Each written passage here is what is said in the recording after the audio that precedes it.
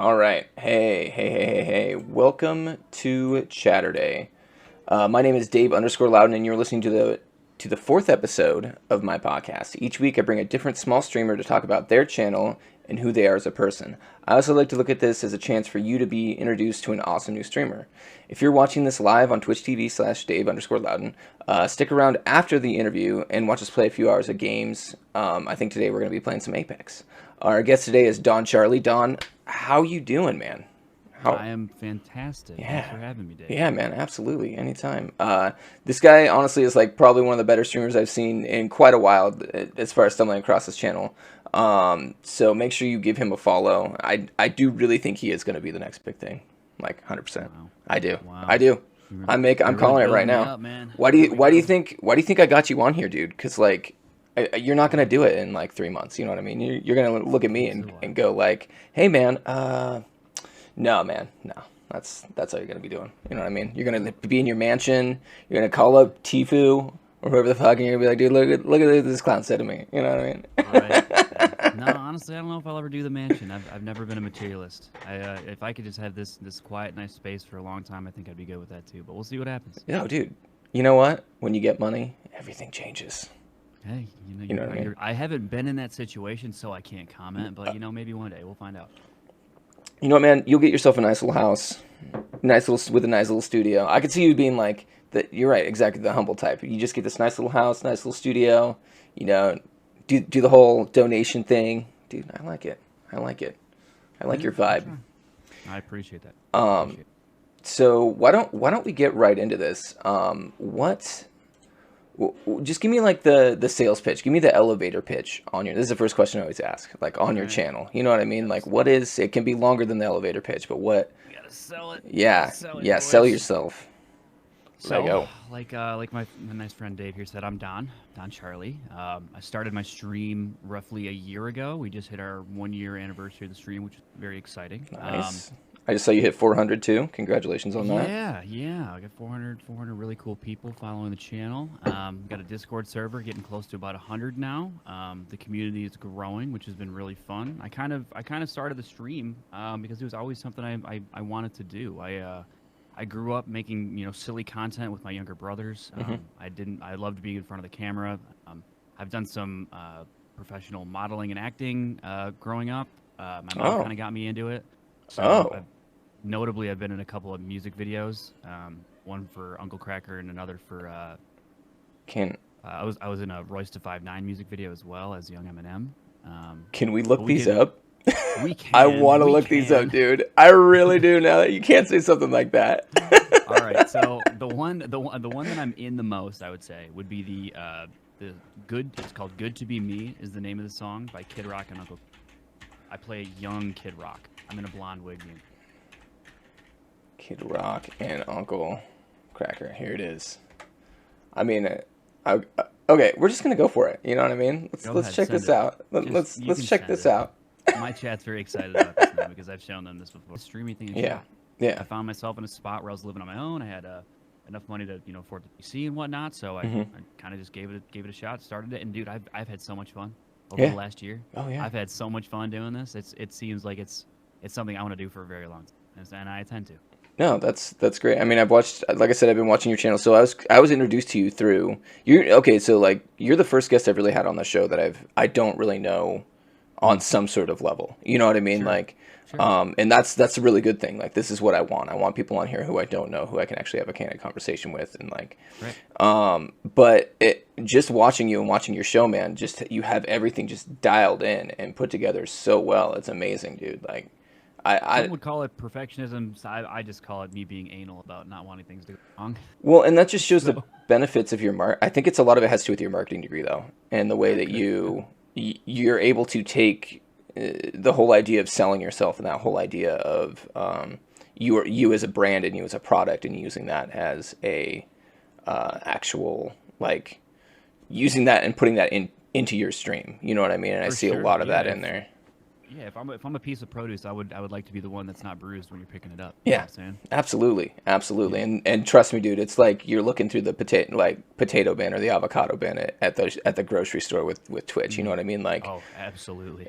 That's such a great comparison. Like, yeah. uh, it's crazy how just how many people are out there and how easy it is for your channel to get washed over when it comes to like just the amount of streamers. I mean, a lot of people will come just watch games, you know what I mean? But there's so many people playing one game that it really takes something to stand out, make it different while you're playing that game. You know what I mean? For sure. So, I think Twitch might be a Twitch stat, it might be someone else's stat, not sure. But you have something like less than 30 seconds to capture somebody when they come across your channel if they're new. And if like if your visuals aren't on point, they might leave you then. If your audio's not on point, they might leave you then. If your gameplay sucks, they might leave you then. Yeah. So if you can try and combine all of those and also have somewhat of a personality, you got a better shot at being, actually watched over somebody else for sure.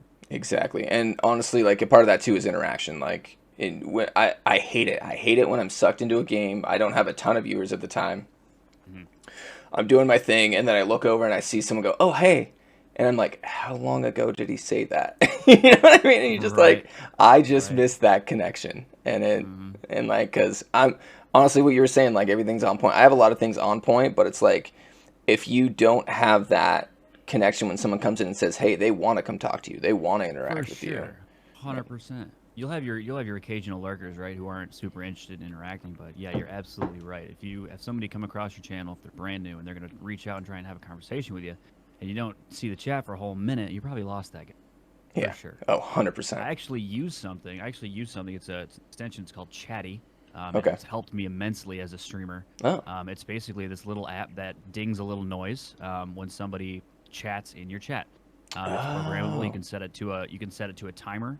I have it routed through my audio to where the stream doesn't hear it, but I do hear it through my headphones, so that's not bothering anybody else when it's dinging like crazy. But it's on a 10-second cooldown for me, and it actually really helps me, especially if I'm playing a game like Escape from Tarkov, which is my main game. When I'm super dialed in and super focused, that one it will distract you from everything else, especially your chat. So it's helpful. So anybody, new streamers watching, get Chatty. It's great. Chatty, awesome. No, that's great. Actually, honestly, I'm gonna go download that. And Chatty's not paying. Go to www.chatty.com and you can get. Yes, no, we are not being sponsored by Chatty. It is a free app. So. No, it's so funny. That's one of my favorite gigs is where like, oh yeah, you talk about a product too much and then they're sponsoring the show all of a sudden. You know what? Honestly, that is one of the best compliments you can receive, Dave. Is when you get somebody telling you that your content is sponsored, because you know what happens when someone's content's being sponsored? They're being paid. Do that. Yeah.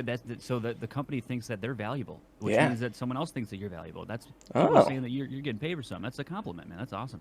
I love getting that one. Dude, your vibes, dude. Your vibes are just like hitting me, and you're like you spin everything into this positive like ball, dude, and I fucking love it. I try to live my life that way. I did not always live my life this way, and it can get tiring after a while. You got to spin it positively, even if you have to force it sometimes. You got to do it.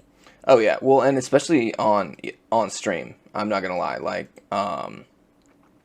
if you're negative on stream, if you start off your stream in a bad mood, or you get in a bad mood during your stream, just stop.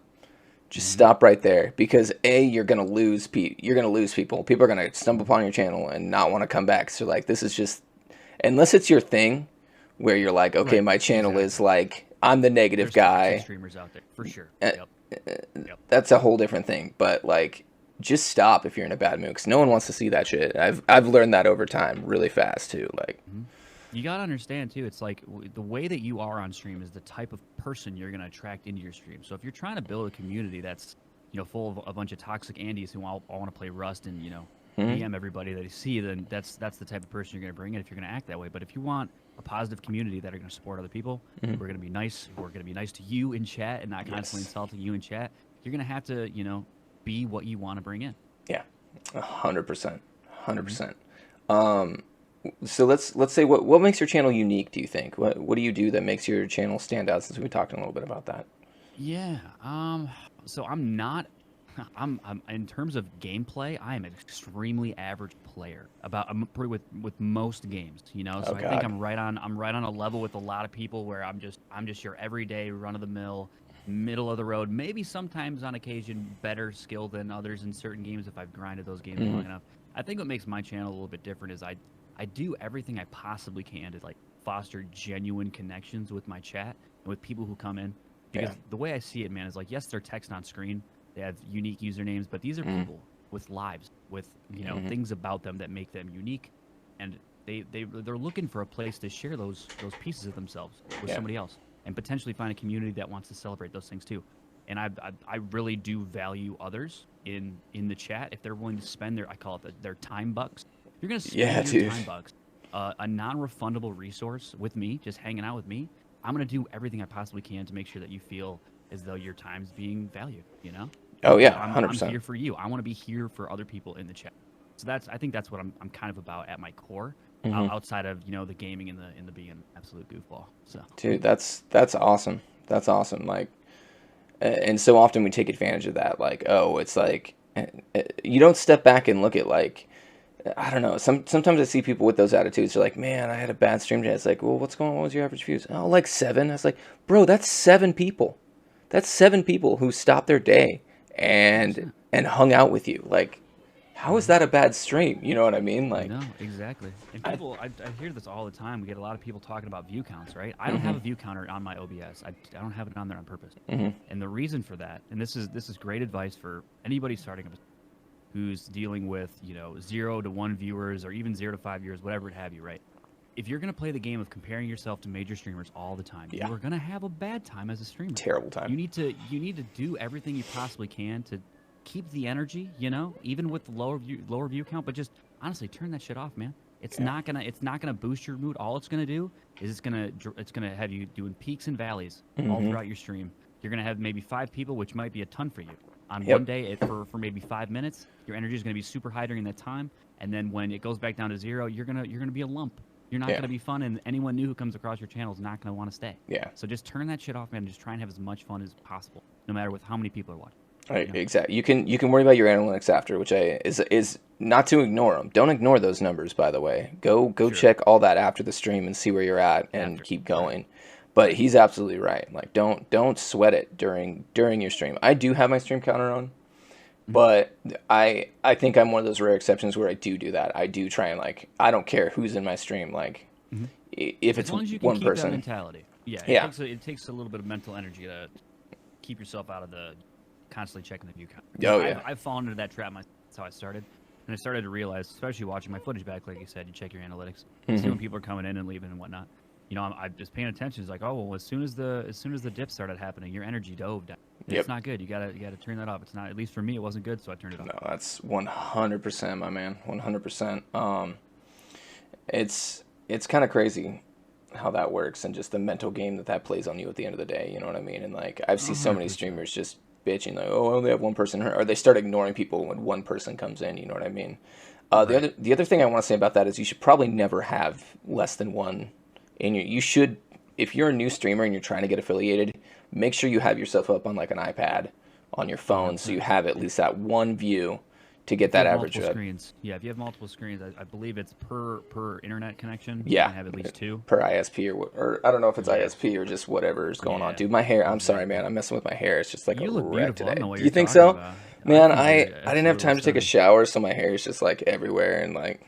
I'm loving it. You are okay. So it feels very real to me, Yeah, that's what I try to go for. I try to go for that, just woke out of bed and genuine feel. I've got the COVID hair. Morning. I've got the COVID hair. What can I say, man? See, I'm Usually, the faker over here. I brushed my hair, on a Saturday morning at 9 a.m. No one's got their hair brushed. No one can relate I to brushed. this. I'm sorry, chat. The thing is I brush my hair too. It's a wreck, dude. I gotta go get a haircut. This week was my haircut week. I was gonna go down. I was gonna get a nice tight cut, look good, and oh, dude, you're looking fine, man.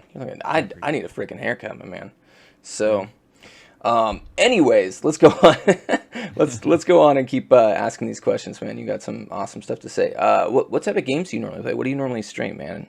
So it's interesting, right? I'll kind of take you back into my gaming history, right? I started out on the fantasy MMO side of things. I played World of Warcraft for a good 6 years in my life. Awesome. If I had to tell you how many total days in terms of hours I put into that game, it would be more than I'd probably want to say out loud. But I kind of made a transition from that into more FPS style games, and I think I've kind of stayed there ever since. I moved into Overwatch because it was kind of a cool segue between, fantasy type games into more of a shooter type realm. Absolutely. From there, I played Call of Duty growing up too, because all my friends did. So I played a bunch of COD, got into Warzone a little bit. Then I got turned on to a game called Escape from Tarkov, and this has been my main game for the last probably year and a half, almost 2 years now. the game is so deep in terms of what is in it, and its uniqueness is truly something else. So Yeah. I've been hooked on that one ever since. How about yourself? What kind of games do you do, Dave? Oh, me, dude. I play everything. I consider myself a variety streamer. So Nice. I play right now. I'd say my main game is Dead by Daylight. I've been playing a lot of that for about the last year-ish, and I've been really enjoying that ride. Kind of a weirdly toxic community in a way. Like, Yeah. Like, explain this game to me, Dave. Explain this game because I have tons of friends who always tell me, Don, you gotta okay, give this game a shot. You gotta talk. It's like yeah, competitive. It's really yeah, competitive. absolutely. Tell me about it. Tell me about this game. So Dead by Daylight basically is an asymmetrical game. So you have one killer and you have four survivors. You can choose whether you want to be a killer. It's not like you go in a lobby and they assign you, which is usually annoying Okay. in a game to me when they do that. I like choice. Yeah, so you can choose to be. So there's the killer queue and then there's the survivor queue, and then they match those two up, which has its benefits and it's not its benefits because basically sometimes if you're a survivor, you end up waiting in a queue for a killer to come in because there's usually not as many killers as there are survivors in that game. Because being a killer is pretty hard. It's not an easy road, especially when you go up against really sweaty survivors. So, anyways, basically the whole point of the game is to escape. So you're put in an arena, and you're kind of like stuck there by what's called the entity, and the entity is just this omnipotent being that's trying to kill you, and so it brings in a killer. The entity brings in a killer to come stalk you and come Right. kill you. And that's kind of like the story of the game. Like the basic story of the game is the entity is putting all these things together. It brings killers in from different places, different horror movies, and you need to survive. And the way that you survive is you turn on generators. So there's 8 generators throughout the map. You got to turn on 5 of those 8. And then, Objective base as well. God. yep, oh, 7, not 8, sorry, 7 generators. So yeah, it's objective based. You got to turn on the 5 of the 7 generators, and then you've got to get out through the door. There's also other ways to escape. They have a hatch, which is like, depending on how many people are left on the map and how many generators you have on, the hatch will spawn. And if you bring in a key, which is an item you can bring in with you, you can unlock that hatch and get out. So Otherwise, is it kind of like is it like teamwork based? Is there a lot of teamwork absolutely involved in this? Okay. huge teamwork. And Gotcha. if you don't have a team going in, usually the easier kills when you're a killer is a team that's not together and chatting. But there's a lot of teams out there that have it figured out and have strategies like ways to body block the killer. There's usually, like, if you're running with a good team, you'll usually have a couple gen jockeys, which are people that are just doing gens. Gen jockeys. Yeah, they call them gen jockeys. There's 2 of them. Usually a good team will have 2 of them working together on gens so that you can pump them out a lot quicker. Then you have 2 other people who usually are trying to run the killer and keep them away from these people who are doing the gens. And so you have to do this thing. So the killer is a lot faster than the survivor. So the way that the survivors are able to elude the killer is through looping, is what they call it. And so you need to be jumping through windows. You need to be bringing him around different objects. You need to be, there's things called there's pallets that you can slam down on the killer to slow him down as well. So It's very tactical. It A lot of is. tactical stuff that isn't. It's extremely tactical, and you're trying to slow him down so he doesn't catch you and actually hit you. And then it's kind of a mind game between the runner and the killer because he's trying to figure out what your next move is, and you're trying to do something he won't predict. So a lot of times you'll see people like running around rocks where there's a pallet, and then like as soon as the killer gets close enough to that pallet, they won't drop it right away. They'll run him a couple times around it and then slam it on him so that the killer gets comfortable going around that object.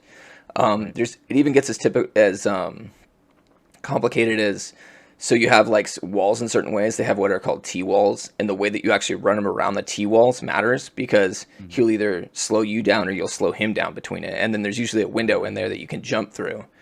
And you can go through windows quicker than the killer can, so that's another way you can slow him down. So It's a really well-built game for both sides, which is, I feel like it's tough to do sometimes. Game balance in general these days seems to be a little wonky, but the population around that game is huge for what it is. I mean, if you look at it from the outside looking in, horror game, 2 sides, killer versus survivor. It's not a lot of killing. There's not a lot of first-person shooter type elements. Whereas like there's a lot of very very popular games have this, but this community is still very dedicated to this game. So it must be good. First off, there is a lot of killing. I mean, there is murder straight up. There's murder happening. Yes. Dead by Daylight. Dead is in the name. Yeah. It makes sense. Yeah. Well, and when the killer catches you, so basically, as a survivor, you can get when the killer catches you, he will put you on a hook, and so you get hooked. You can have 3 hooks. On the 3rd hook, you die. So he's trying to get everyone on the hook 3 times. He or she. And you can save people from the hook, right? Yeah, that's the whole point. Is that because that's how the killer does it. So when he hooks someone, that means that there's someone else not working on a gen that has to come. So as a killer, your number one job is to distract the survivors enough that they can't even work on gens. Like you got to get them just like in this kind of tizzy to where they're concentrating more on defending you than working on gens or saving others. Yeah. And there, you can be on the hook for a certain amount of time, but if you're on it too long, then you go down in phase. So like, let's say you get hooked and no one comes and saves you for like 3 minutes. I forget what the time is. Then you actually go down a phase and you can only get hooked one more time. So they've got to get you off that hook in a certain amount of time.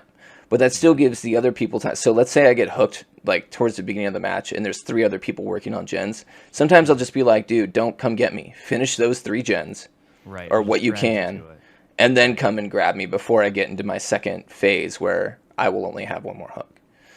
It sounds like it takes a little bit of knowledge and learning before you can really be a good group of players. And I'm sure there's instances where newer players really drag down the experienced bros. It's really a tough one to get into. It's got a steep learning curve. The outside of the game, it's super basic game from the outside where you're just like, okay, get on 5 gens and get out. That's the gist of the game. If you're a killer, kill the 4 people. But then you run into all the nuances, and there's also perks that you can put on to help you with some of these things, like some of the more popular perks when you're like a survivor. There's depth to this game. Huge depth. I love games like that, so I'm thinking about making some more content on Rocket League in general. I actually really enjoy Rocket League. I find it very fun and competitive. One of the things I was going to talk about in some of this content I'm going to create is that it's difficult to have a game, right, like Rocket League, where the entry point for anybody is so easy for people to kind of come in at such a low skill level. Yeah. You can have fun and be absolute dumpster at the game. Yeah. Right? Yep. But the skill cap is and the skill ceiling is so high, and that's why the professional scene is what it is as well. It's one of the last bastions, if you will, of competitive esports, in my opinion, where it's completely balanced. And people are still learning how to do really insane stuff. Yeah. So those types of games right there, where there's an entry point where it makes sense for people to start, and it's not too overly complicated. And then there's that super high skill ceiling. Those types of games, man, those are the ones that. And that's why I don't even know when Rocket League came out, but it feels like it was forever. 15, 16, somewhere in there. Yeah, it's 5-6 years now. It started out as a non-free-to-play game, and they transitioned to the free-to-play model, which I have. Don't even get me started on that, because I think that is the best thing that any game can do that's in that situation. 100%. They always make more money. Their player base went from 100,000 congruent to 1 million when they did that. Sure. I think transitions like that. Yeah. Yes, great. I have a problem with the certain larger companies, Activision, who start out in this regard, right? I love it. And don't necessarily optimize their games around player experience, and more so getting them to spend money on cosmetics, but Yeah. Well, but I don't have a problem with that, because it's cosmetics. It's not like they're telling you, oh, pay to play. You know what I mean? Like, come buy this. I mean, yeah, people love the cosmetics. Here's my question. All right. If you're that business head, the monetization head, on the decision factor on whether you're going to make somebody spend $60 or even $40, go even cheaper, on a game versus having it free to play and going the cosmetics. In my opinion, this makes the most sense logically to me. If I can say the vast majority, the higher percentage of players who are going to play this game to a certain extent, right? And if that group of players are going to spend more than $60 over the course of their lifetime playing this game, obviously it makes more sense to go to the free to play route, right? Free to play route. What I don't think this does any justice to is the competitive side of these types of games. I think Call of Duty, in general, has given up on the competitive scene, and they have focused all of their efforts around monetization. And because when you do have that free-to-play model, your player base is much larger, like you said. 100%. You're 100% going to have way more people who have access to the game, Mm-hmm. which by itself, amazing. I think Yeah. that's an amazing thing. I think it gives the players who can't afford a $60 game the opportunity to play with their friends. Absolutely. Fantastic, right? Fantastic. You know who else loves that, though, is Xbox, who charges you a monthly subscription fee. And PlayStation, does PlayStation still They charge stop. you? So okay, Xbox but is still- wait. Pause on that. Back me Pause up. on that. Go ahead. Yep. So Xbox, and this is brand new news. Xbox just announced that free to play games, they are not charging you. You do not have to I have saw Xbox that. Gold. I saw that. PlayStation has always done that, and so is Epic or whoever. Basically, Now whoever's Nintendo's forthcoming. even doing it as well with their. Yep, they've always done it as well. So that's one thing that free to play has kind of like unlocked is like, okay, well, this is free to play. And I think Fortnite really made the push for that, where and made this a thing where they're like, it's free to play. We don't want them having to pay for a subscription service in order to come play this. So Well, it's free to play. It should be free to play. Exactly. Right? But it wasn't Exactly. technically until at least for. so okay. Anyways, go on with your point. Yeah. So I think it's great that it's giving the accessibility function to more and more people. Mm-hmm. Right? I really think it's disingenuous of the gaming community to put games out like that and continue to iterate on games like that, especially battle royales do that Mm-hmm. in spades, right? Use the entire monetization structure around SBMM, skill-based matchmaking, which is marketed as a function to keep the game fair, which is complete. It's not completely true. It's just not. I think it's just not perfect technology, to be honest. Skill-based matchmaking, the whole idea behind it, and the reason a lot of these games are using it these days is because it's a function that keeps players playing. It will put you at a level, right? It's going to put you in a competitive level, and it's a variant. It's a range. Yeah. You're going to play against some people who are a little less good than you, and some people who are a little bit better than you, right? Yeah. In my opinion, what this doesn't allow people to do is actually get better at these games, because you're not playing against people of the highest tier, which I love games like Escape from Tarkov, right? Because it's a constant failure mechanism. Yeah. I have gotten really good at this game because I have died so many times and I have lost so many times. Correct. You learn through failure. This goes across the board. This goes outside of video games. Everything in life, you learn through failure, right? The best learnings come from actually failing. Yeah. If you're playing in a skill variance that doesn't deviate very much at all, but you're going to win one, you're going to lose one. Win one, you're going to lose one. You're not going to rage quit because you're still having fun, sort of, right? Because you're able to compete at the level that they put you at.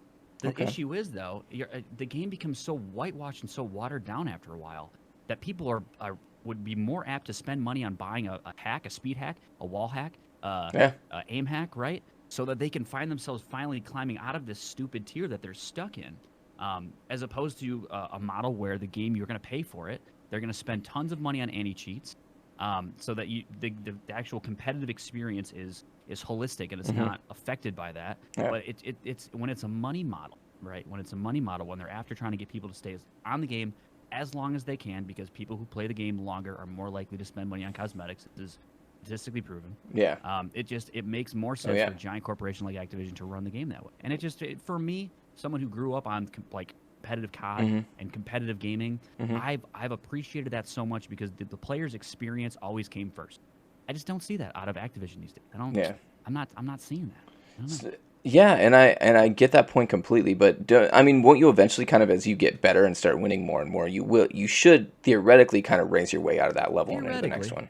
Sure. So theoretically, I think it's just a slower climb, and the learning curve takes long in this. And it keeps you more in it. And it's funny because Dead by Daylight, that's one of the biggest problems they have. Is like their matchmaking is just they're going up against people who are it's like an easy win, or you're going up against the sweats. You know what I mean? And it's like, I see. And So you're saying that skill-based matchmaking in Dead by Daylight is more of it's not as tightly wound. No. Looser. No, and they actually are going to more of a skill-based matchmaking here. That's part of their next big update. Is they have been playing with that to more fine-tune it, and I kind of for me personally, I kind of see the opposite of that. I think yes, it will keep you engaged with the game longer, but it's really frustrating when, and I know this because of playing so much Dead by Daylight, when you have a night where you just do nothing but go against sweaty killers or sweaty survivors, and you're just sitting there, and you're like, okay, when is this going to end? Because it's not making me better, or maybe it is. I'm not sure. Maybe it is pushing me to be better. I'll pose this question to you because I'm glad that you said that. Pose this question. So why do you think that Modern Warfare Warzone Why do you think there's not a competitive mode? There's Why do you think no there's no competitive ranked mode system? in Warzone? There's no ranked system in Warzone. No, I don't play there's enough not. Warzone to know that. That's Yeah, insane. I'll tell. I have an idea. I have a hypothesis. What? I think it's because Please. it's because it's not going to make them as much money as if they kept it completely the way that it is. When you create a competitive system, you create the opportunity for people to actually be told that they're not as good as they think they are. Oh. You know, Huh. when you put a ranking system in place, there's the opportunity for a person to rage quit or to give up on a game because they're told that they're not as good as they are. You put them in a system like Warzone's current system without a competitive mode, where everybody's put into the same types of lobbies, and there is this skill-based matchmaking that's sort of hidden and obscure and not ever talked about by Activision on purpose. It keeps players in. It does not give the players the fidelity they deserve, and it makes them the most most money. Basically, it's just the parent that's constantly telling you you're doing a good job. Oh, you're doing a good job. This is great. When really, that's a great example. Yes. when really you're not. And then they keep giving you trophies. Here, except for instead of giving you trophies, they make you pay for trophies. It's a slot machine type system these days, and it's 100 created right now, and 100%. I can't get behind that, man. I just feel like I play the way I grew up when I was playing video games, man. The competitive scene was always put at the it's the people who wanted to get really good at the game and were really passionate about the game came first, and it's not that way with some of these companies now. Oh no. Well, are you surprised though with Epic literally started this trend with the Battle Royale where it's like selling the cosmetics. People saw how much money they were making. They're making money to the point where they're just like, that giant engine we've been developing for years and years and professionals use it. You know what? Just have that thing for free. We don't even need to make money on this thing anymore. You know what I mean? Like, it's got to that point. Don't worry about it. You guys don't have to spend money. If I'm not going to put money into it to make it better, you guys spend money. We've got all these 12-year-olds just handing us their parents' cash, so we're not even worried about that. We're paying a group of designers to make really, really nice, cool-looking cosmetics, though. And we're making pay for those.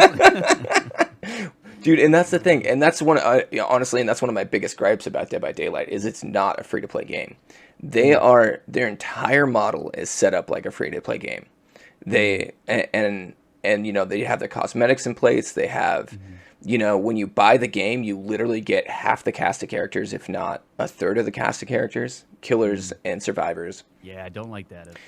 And barring people from characters or certain type of play style. Well, you can earn them with. They have a currency you can use to where you can kind of buy them off the store if they show up in the right area at the certain time. How long does it take you to earn the currency to get it? Too fucking long. Like, you know what? Too long. You know what it is? Too long. It's just long enough to where you're more likely to already buy a cosmetic before getting there anyway. Well, and that's where they said it at. And it's not even cosmetics; it's actual characters, and you have to. There are certain characters you have to get their perks in order to make the game even feasible, especially as a killer, even as a survivor. I mean, for instance, there's this one survivor perk called Decisive Strike, where let's say you get off a hook and a killer's doing what you call why can't I think of this right? It's because it's early. They're tunneling you, where basically they're just like, okay, they saw me get off that hook, they're coming after me. Right. So you have a perk. Yeah, they focused on you basically, and it's so that they can hook you again and get an easy person off the board. Well, there's this perk called Decisive Strike, where you can literally, after they pick you up after a minute of being on the hook, if they down you and pick you back up, you can basically just stab them and get off and run away, and then they're stunned for like a good 3 seconds. And so, but that perk right there, which is almost essential, it's essential to the game. You need to have that perk, and more often than not, people run it. If you don't have that perk, it's locked behind a paywall of like a character, Laurie Strode. Pay to win, man. Yeah. Pay to win. Well, yes and no. But so here's if they were to, because you can still get those perks off of the store without. I mean, it's hard to do, and it has to come up at the right time. But you can still get a lot of these perks if you play it long enough to do that. But at the end of the day, if they were to make, I would have a far less problem with that if they were to make this game free to play. Give you the base run of killers, give you a base run of survivors, and then if you want to like just play the game without putting money in it, it's set up so that it'd be perfect like that. But for some reason, they're still charging you $30 for this game, and I don't understand that. Their player base, a lot of their problems are based on there's not enough killers or there's not enough survivors. That would all go away if they made the game free to play. That would fix that problem almost instantly. It's whatever their monetization team has worked out. I mean, what's funny is I come from a background of digital marketing, right? That's that's actually my field of expertise, right? That's cool. We use all kinds of statistical models to predict when you're going to open an email, when you're going to be on the next social media site. Yep. We have enough data to predict what it is that you're going to do to make really intelligent decisions to make the most money for the company that, whatever company I might be working for. They do the same thing within gaming. They know 100%. that say that they're going to put the threshold to buy one of those characters, say right in Dead by Daylight, at just the amount of time that is going to be palatable for players to actually work towards and without quitting the game or without getting upset about it. Yeah. They're going to get you to buy in on that first character, and they're going to now have that permanence and how long it took you to buy that character in your head. You now know that. Yeah. You know what's going to be required to do that again. Yeah. And then in your brain, you're going to most likely make the decision, no, I'm not doing that again. I'm just going to buy it. Yeah, exactly. I've worked this hard. I put this much time in. I'm just going to spend the money now. Yep. They know exactly what those pain points, those pressure points are, right? Yep. And they're just They're gonna hit that button. And yeah, exactly. And I'm sure with Dead by Daylight, it might be an accessibility thing. It might be the community. It might be something else. But I'm sure they've thrown the idea across the table. Why not go free to play? Throw all the money behind the cosmetics. Is this going to make us the most money? I'm sure they've worked out in some way that it still makes sense for them to have the game cost some money. Oh, I guarantee it. Make them more money. I guarantee it. And I think that their player base is dedicated enough and willing to spend that money on certain things, including cosmetics. And their cosmetics are expensive. It's like $10 for a skin or whatever. And I'm like, bro, like even their packs for like expansion packs are like $8. Right. So it's kind of interesting how they're having you spend more money to make your character look like this or that, and then just to get a whole new character, it's only $8. So it's their monetization is so weird, and I know that exactly what you're talking about is going on. Like they have some guy back there and some nerd with a calculator, like, well, if you charge $9 for this, you'll get X, and if you charge $8 for this, you'll get X. But X people will buy it, so you'll get exactly what us nerds talk like. Yeah, no, behind the curtain. Yeah, no. Well, that's how you get hired. That's the first. Charlie, what's your nerd voice? Can you say that? How do you look with a calculator in your hand? You know what I mean? That's. You gotta get all gremlin like you're, oh my God, crime or doing something. That's so nefarious. You're hired. You're hired. Get this man a desk and a real calculator. Right. How to get a marketing job, everybody. Yeah, dude. Oh my God. That's just across the board, outside of gaming and everywhere, man. You just got to expect that you're getting duped to some degree. Just make sure that whenever you're making a purchasing decision, you're getting the value that you Exactly. Just try and look for value these days. Well, You're never going to get a deal. There's no such thing, guys. I'm sorry to tell you. Think of it like this. There's no such thing as a deal, man. Well, think of it like this, and you brought up the perfect point. Am I going to spend $60 on this? Like, more or less than $60 on this game. You know what I mean? Like, if you're spending more than $60 on stuff, you're probably getting duped. That's that threshold. You know what I mean? I feel like. I'll say this, though. The gaming community has all and when I say the gaming community, I more so mean the publisher community of games. They've all rallied around the $60 game price for as long as they have. Because it's what gamers are used to. Yep. And it hasn't changed just because it's what gamers are used to. It's what they've come to expect. Yeah. It does not mean that $60 on a game is going to be worth $60 worth of content or value. No. It literally doesn't mean that anymore. Well, I think they've gotten better at that, though. Especially, I'm a big PlayStation gamer. I have my PlayStation run through a capture card. I just feel like I'd rather use my CPU power on running my stream well, and then I can game on my PlayStation. A lot of games are cross-play anyways. Right. So it makes the most sense to me to, instead of running like 2 PCs, which would be really expensive to get the graphics I would with the PlayStation, I just run the PlayStation, and then, I got a PS5, so it makes sense. I just run that, and then I run everything else through my my computer. But I don't know, man. Like, I totally forgot the point I was trying to make. Oh, we're talking about $60 model and how it's gotten a little bit better. Yeah. So, but Sony has really gotten a lot better about that, where they'll take, for instance, Miles Morales, one of their big launch titles for the PlayStation 5 was only $40 at launch, because they recognized the content in that game wasn't worth $60. So was it a PS Plus exclusive though? Did you have to have PlayStation Plus? For that game, no. No, no. The game was $40, just because they realized it was basically a glorified expansion pack. They used the same map from the first game, and so they reskinned it pretty well, and it looked a lot different. But at the end of the day, it was the same map, and so They recognize. I think they're starting to recognize value in for games within games, especially. I think Sony's is particularly good at that. It does piss me off when I see these like AA games that are actually going for $60. I'm like, what are you doing, man? Like, Cyberpunk. well, that was supposed to clearly be a AAA title. It worked on computer, it worked on Stadia, but Worked.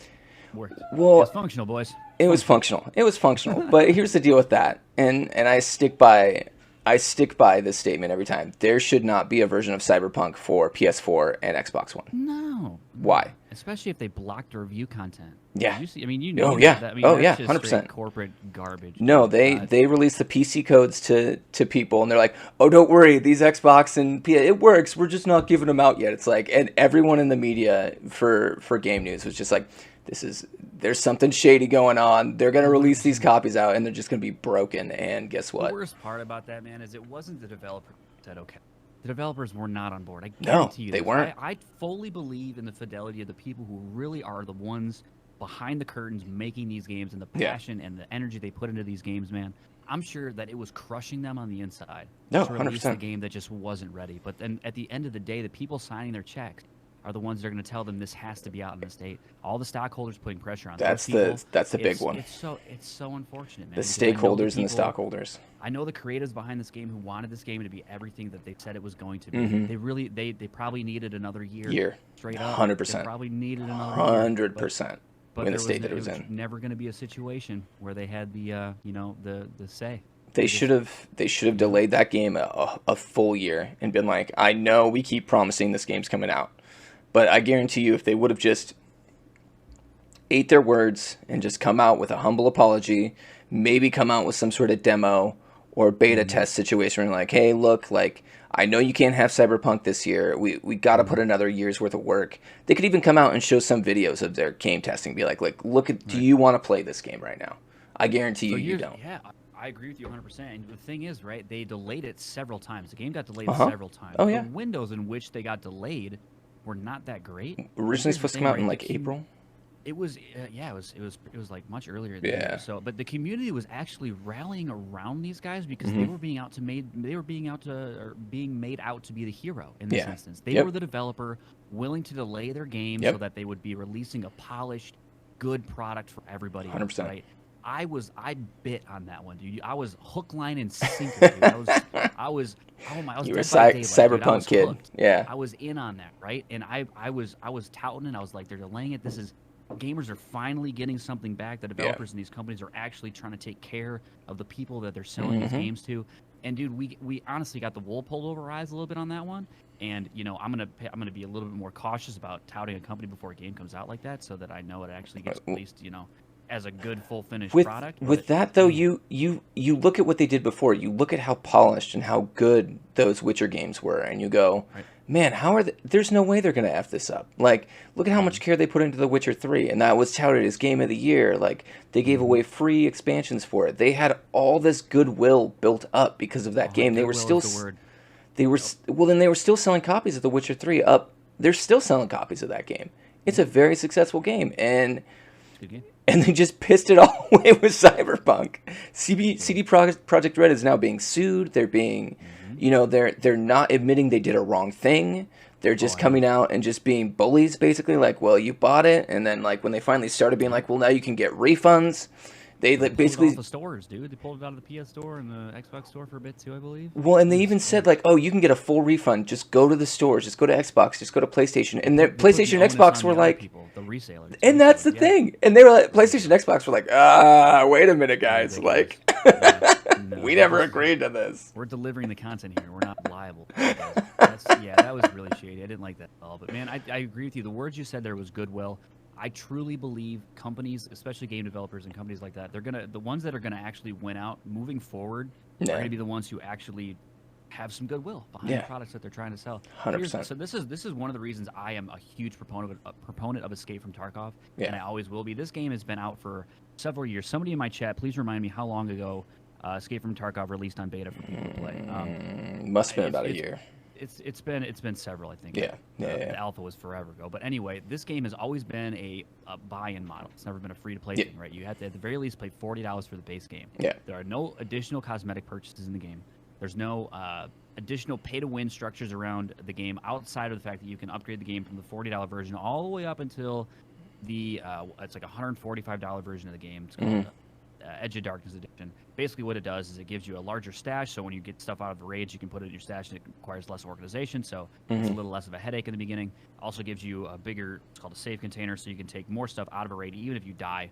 So it's a little pay to win, but not necessarily. It's really more of like a pay to progress a little faster. Yeah. So there, you can make your.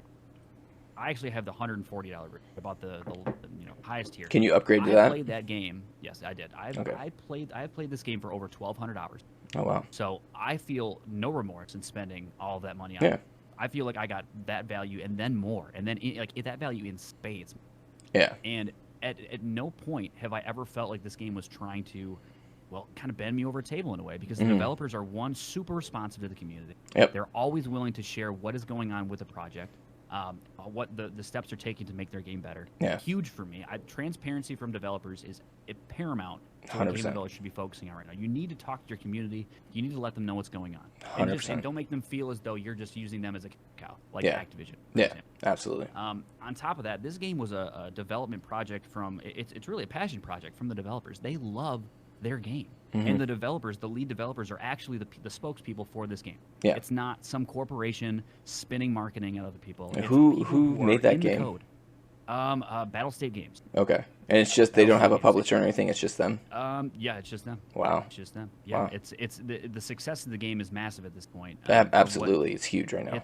It's crazy. And it's not even a fully released game. It's a beta game. Yeah. But that's just the thing, man. Like you were talking about free will and goodwill. It's if you can just be honest with people, just show some honesty, show some fidelity to the people who are trying to back your product, trying to back your career. Yep. If you can do that, you're gonna grow a community, and it's gonna be a loyal one. It's Yep. gonna be ones that are gonna go to bat for you. Yep. And that's the issue I think Activision has right now. It's got so many people just upset and annoyed with them. I mean, at the very least, gamers who really care about gaming, they're still gonna sell this game to uninformed young people.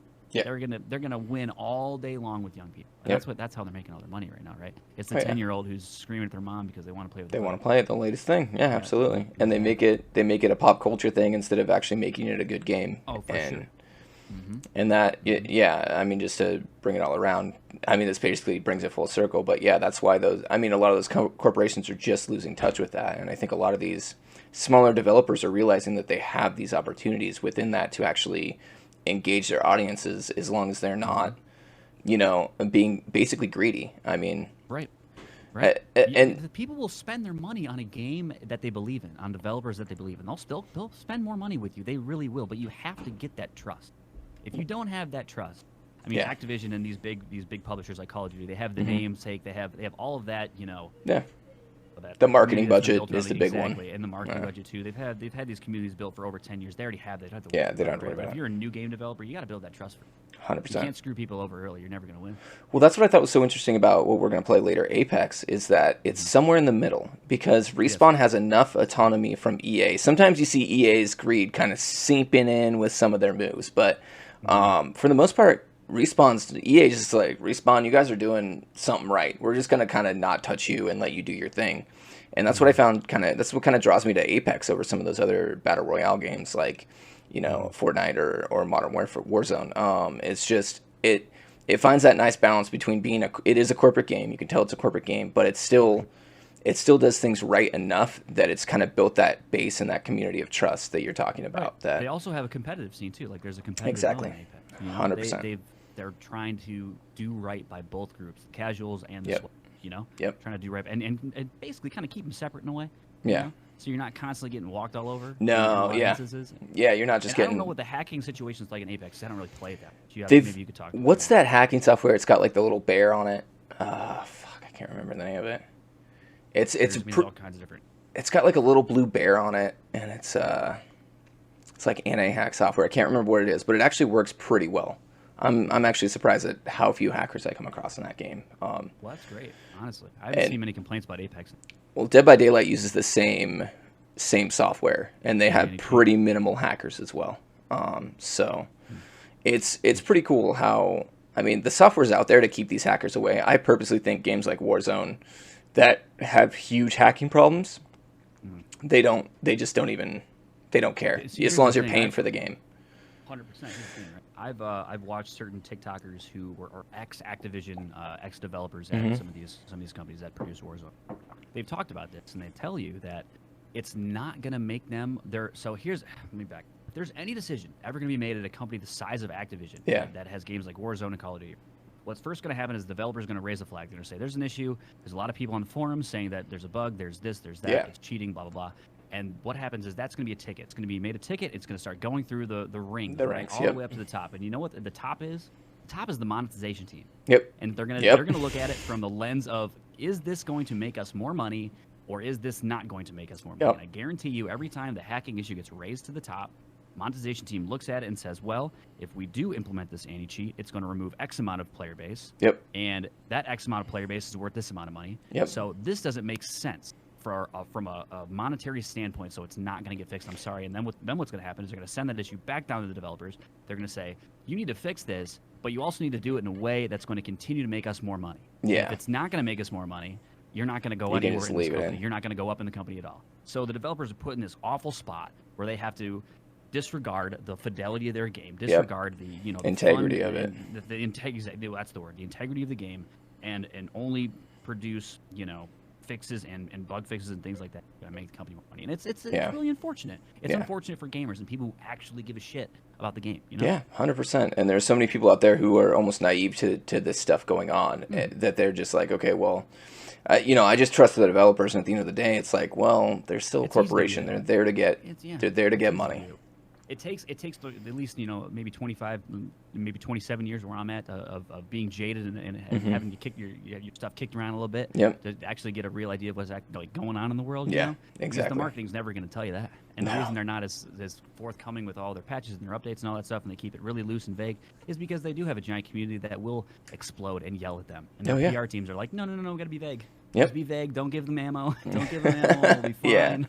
Dude, and they say, oh, we're fixing it. That's their favorite thing to say. It's like, oh, don't worry, we're fixing it. We're fixing it. But working on it. Yeah, real hard. Because honestly, they could probably push those patches out in a week or two if they really wanted to. If they have the resources, the manpower, they have all these. It's not.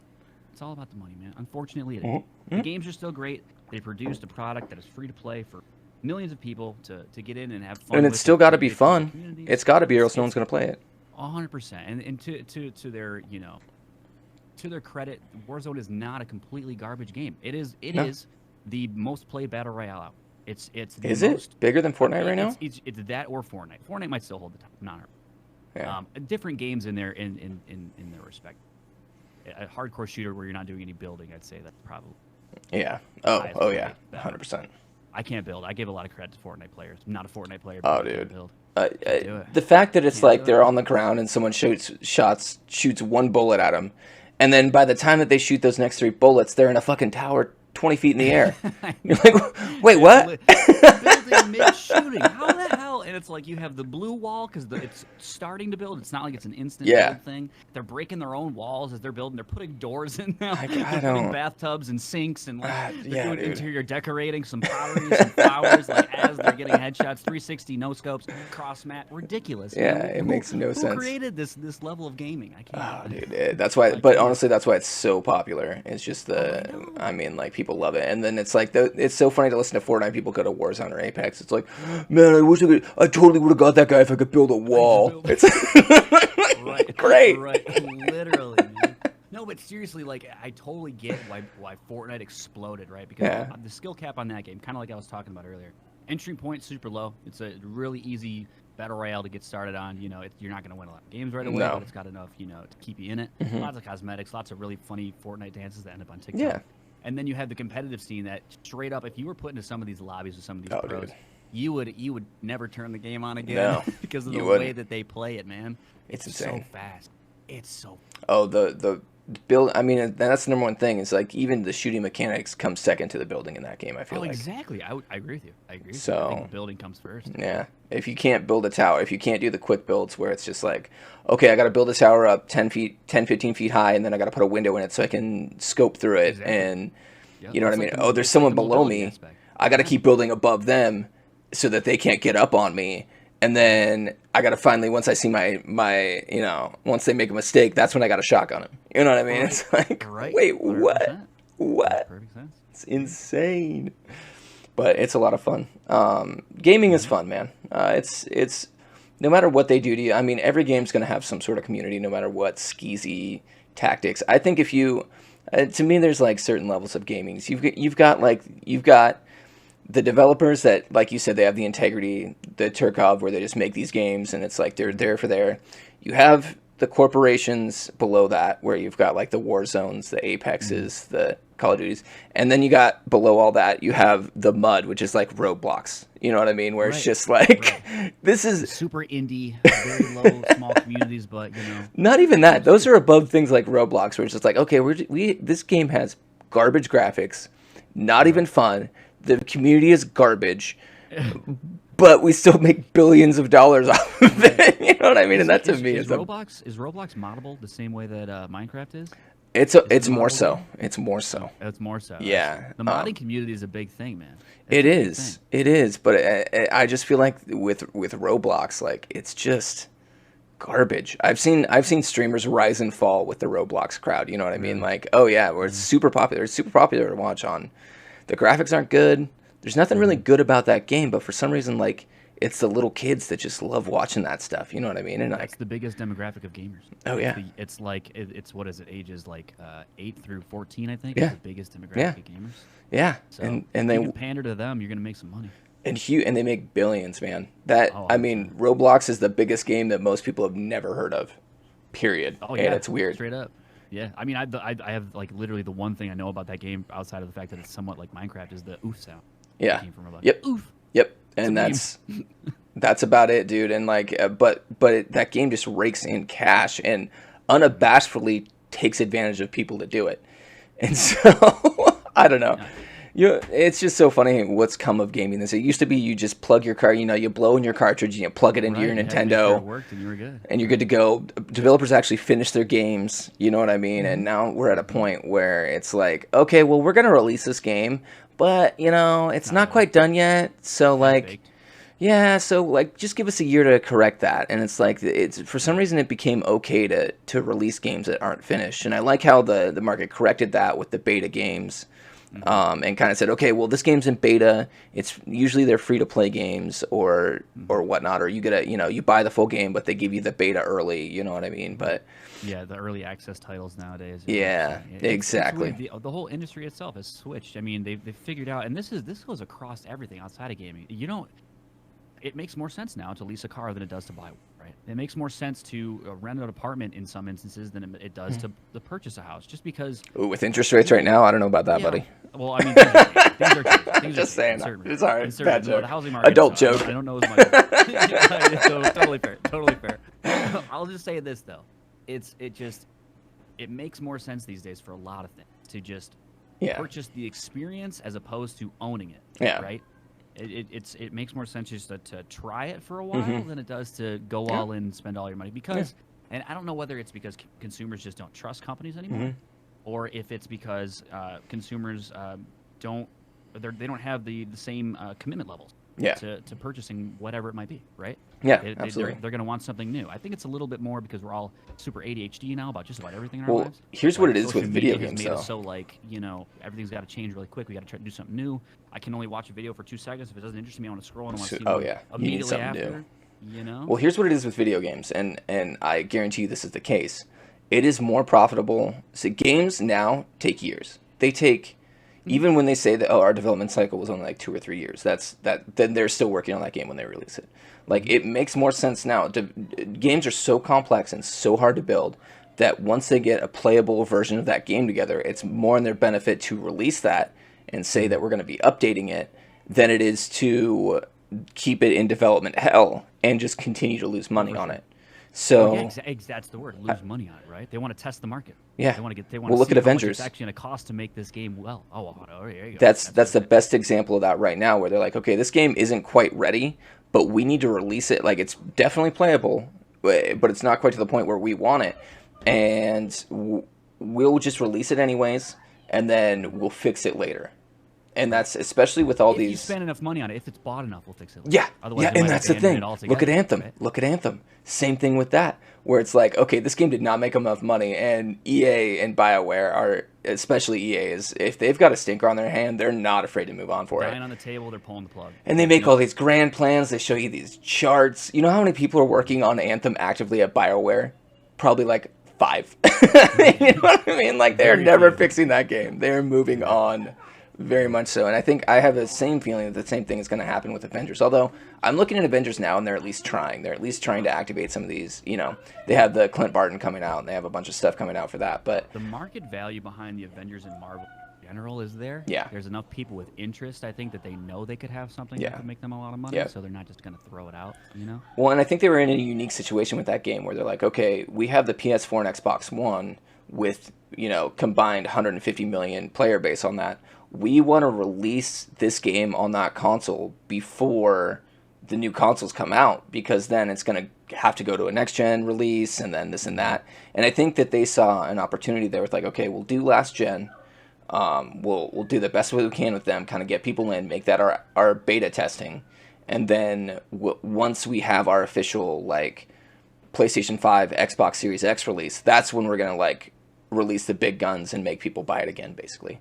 Or I guess they'll probably just upgrade people to it if they've already bought into it. But It makes the most sense from their perspective. yeah. So I think that game is going to get good. I think that game probably should have spent another year in the oven. I think it's another one of those situations where probably they just should have held it for PS5, Xbox Series X, put the resources that they put into the PS4 versions Right. into the newer Just look versions at to make it better. They look at the player base split on these consoles as well, right? I mean, Hugely. I don't know what the statistic is now for like PS4 owners versus PS5 owners. It's massively weighted towards 100, PS4 owners. 110 PS4s out in the wild right now, 110 million. 100, exactly. So I mean, the majority of the player base and the majority of the buying power exists on the older console. So for the foreseeable, probably next couple of years, in my opinion, it's probably going to be maybe about another year. They're gonna still try and make them backward compatible. And people are still going nuts. Even for the Xbox Series X, people are still going nuts for that, and that's the less popular console. Right. I mean, and PS5s, forget it. And that's a whole other issue that they're having with the bots and the bullshit with that, and like people cannot get a hold of it. And if I was Sony or someone who published games for Sony, I'd be like, bro, you got to fix this bot problem. Like, you got to stop letting people buy these consoles up and selling them at a huge margin, because we're not able to get our hands into the people who we want to get them into as quickly as we want.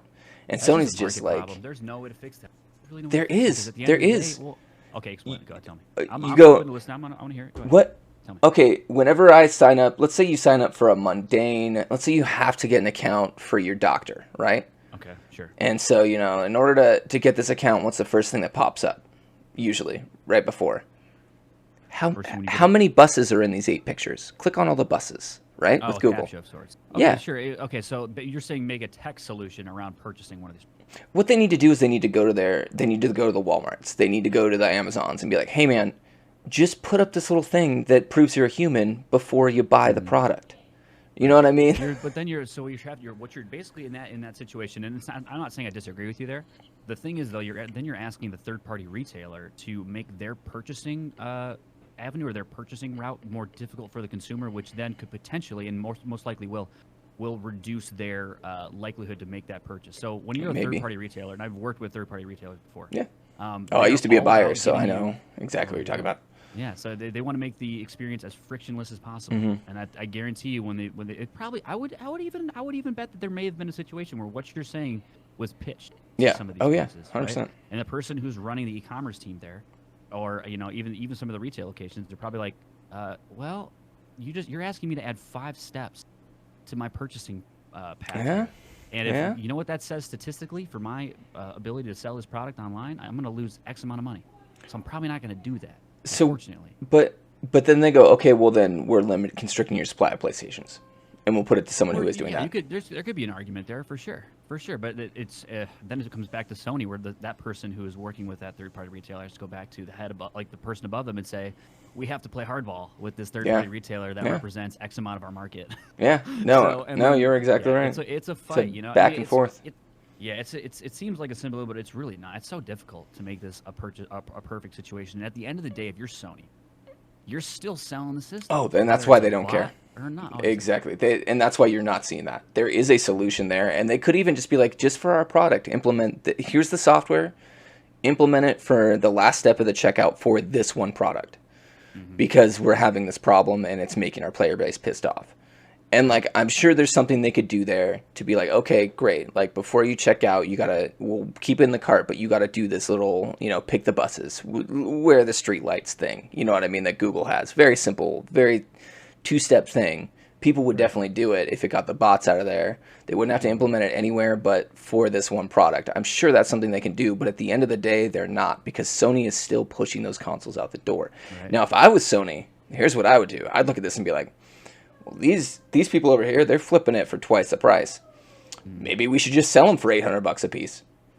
Right? Oh, shit. Yeah. Players would absolutely try to murder Sony. I know, right? Go after their throats, man. But there's, I mean, like, and this is a self-created problem, man.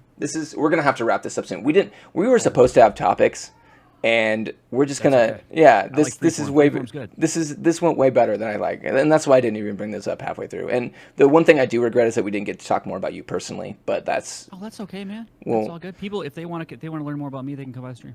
So yeah, exactly. And I have you, doing your thing on here, but we're on Dave's podcast. We're on Chatterdays, ladies and gentlemen. This is his content, and I hope you guys come back and watch. If you're watching him right now, you're making the right decision. You need to follow this man. Everybody in my chat, you guys, if you haven't followed Dave, you need to go do so. You need to subscribe to his YouTube channel. Great guy, fun guy to talk to. Also on Apple Podcasts, by the way, if you want, and SoundCloud. 100%. So there you go, and SoundCloud. Look at those. Yeah, dude, we're getting this. This is my content. This is my content right now. I'm using my streaming to supplement into this. So you got to have that idea. On Dave's show, right? Oh, hell yeah. Dude, you're making it, man. You're making it. But anyways, let me finish my point here, then we'll get back. We should probably wrap everything up. So my point is, this is a self-perpetuated problem with the PlayStations. Because if people out there were willing to go to these people who are snapping them up and go, you know what, I'm not paying that. I'm just not going to pay that. Then they wouldn't be snapping them up like this. But the problem is that people are so desperate for these machines that they're like, man, I can't wait 6 months to when the supply has finally caught up to the demand.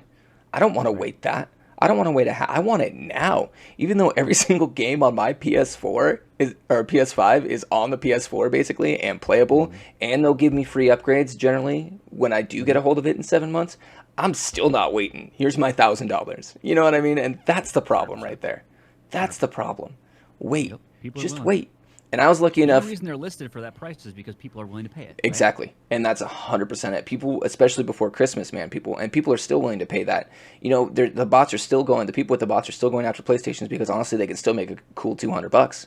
They're still selling them for, I mean, it's not pre-Christmas money, but they're still selling it for a profit, which is great for them.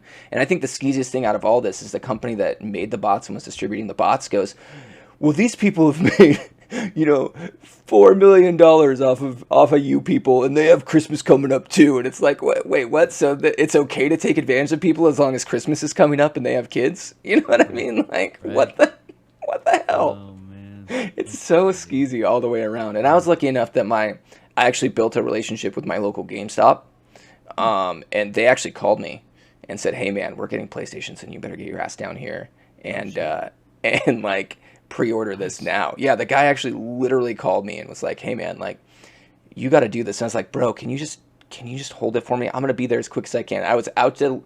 This is how much my wife loves me. I was out to dinner with my wife, and we were about ready to sit down. I was like, babe, I got a chance to get a PlayStation 5.